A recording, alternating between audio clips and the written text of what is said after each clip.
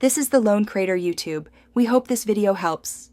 You start now, plug your iPhone into the Xuv300 USB 1 socket and unlock the phone. Accept the Apple CarPlay prompt when it appears. Make sure CarPlay is enabled in Settings General on the iPhone before connecting. This prevents stalled pairing. Once connected, the head unit should switch to CarPlay automatically. If it does not, press the Home or Media button. You'll hear audio routing change and see the CarPlay tiles. This confirms the core link is established and ready for use.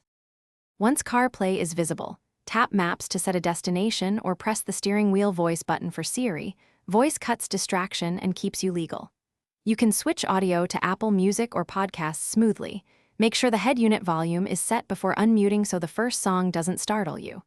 If touch response lags, use the physical knob or the steering controls. These bypass touchscreen latency. Also, close background apps on the iPhone if maps or music stutter, because CPU load affects responsiveness. To finish, unplug the cable or switch the head unit source back to radio. CarPlay disconnects without altering settings.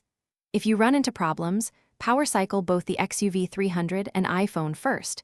This resolves most transient Bluetooth or USB faults. If that fails, swap the Lightning cable, because many connection errors come from cheap or damaged cables.